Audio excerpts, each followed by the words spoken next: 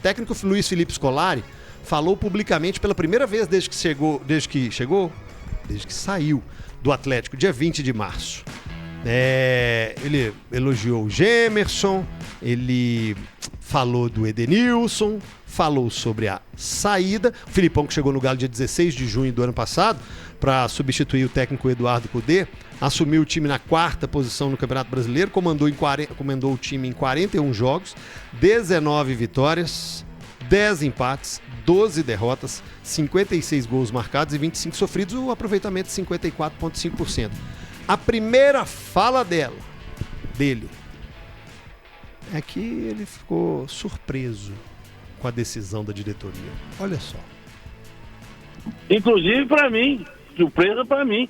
Porque foi terceiro lugar no campeonato nacional, foi uma colocação muito boa, pegamos o time lá em 7º, 8º lugar, quer dizer, foi uma surpresa para mim também, mas acontece em futebol e segue a vida, né?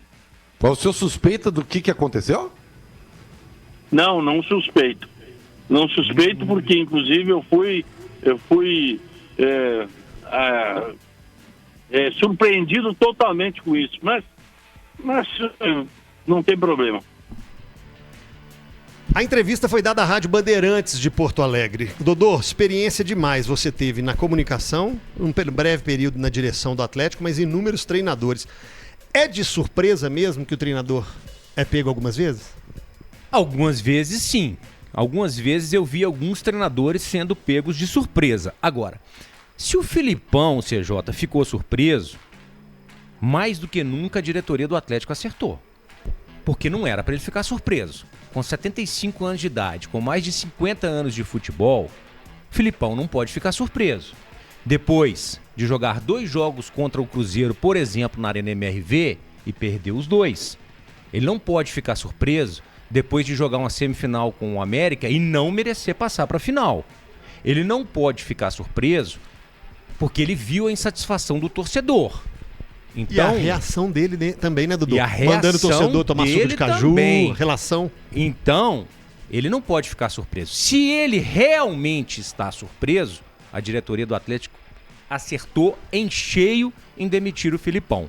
É impressionante escutar que o Filipão ficou surpreso, porque ele só está lembrando ali do segundo turno. Mas a gente pode lembrar do primeiro, quando ele chegou e ficou 10 jogos sem ganhar. Muitos teriam caído ali. Ali. É porque a casca do Filipão é muito grande. Então, que me desculpe o Filipão, mas não dá para ficar surpreso.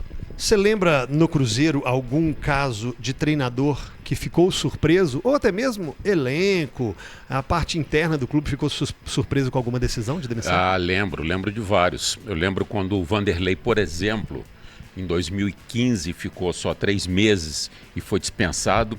E antes dele o Marcelo Oliveira. O Cruzeiro tinha jogado no domingo em Florianópolis contra o Figueirense. E a atuação foi muito ruim, acho que o time, se eu não me engano, até perdeu esse jogo.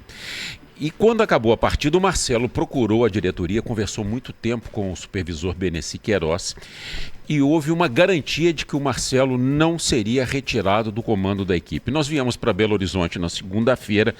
Na terça-feira, o Marcelo chegou ao CT, entregou a lista dos relacionados para enfrentar o Flamengo.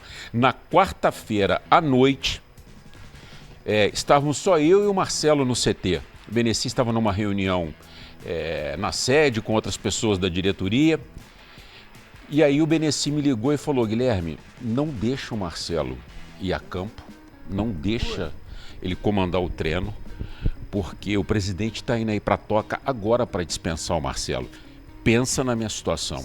Eu dentro da sala com a comissão técnica, o Marcelo falando dos planos para o jogo do dia seguinte, falando do Alano, que estava se despontando na categoria de base. O Marcelo falou: cadê o Beneci? Eu falei: ele está na sede. Ele falou: Guilherme, está aqui a relação dos jogadores que vão concentrar hoje à noite. E eu, Dodô, com a ordem da diretoria para não deixar o Marcelo ir para campo.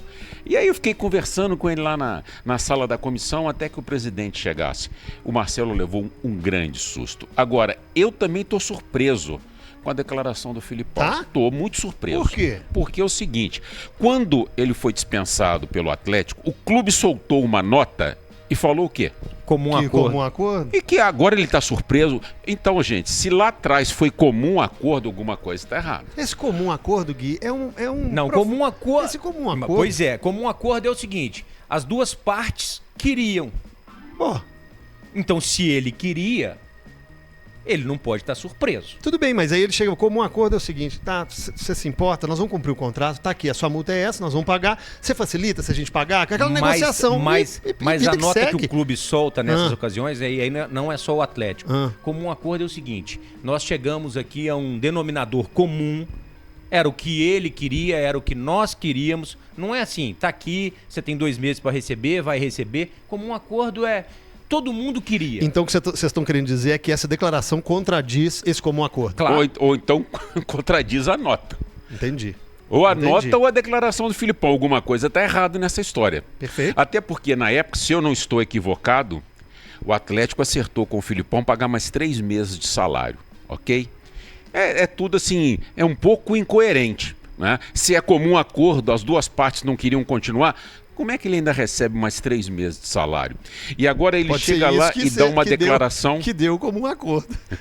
Quando ele ficou sabendo que ia receber 3 meses, ele... então Tá bom, então tá, o acordo tá bom. Então o acordo tá bom. O acordo tá bom. Ó, eu vou chamar já o Gustavo Berton para entrar nessa resenha com a gente. Só mais uma resposta do Filipão para a Rádio Bandeirantes lá de Porto Alegre. Ele elogiou muito Gemerson e Edenilson sobre essa possível ida dos atletas pro Grêmio, acerto, fechamento dessa janela. Olha o que ele disse. O que eu posso falar, o que eu sinto, o que eu vivi, é que o Edenilson é um excelente jogador. Ele, todo profissional competente na condição de treinador de uma equipe gostaria de ter o Edenilson como jogador. Porque ele joga em 2 ou 3 posições muito bem e sempre te dá aquele resultado que tu precisas. Não é uma nota 9, não é uma nota 5. Ele é sempre um jogador de nota 7 em qualquer posição que tu precisares do Edenilson.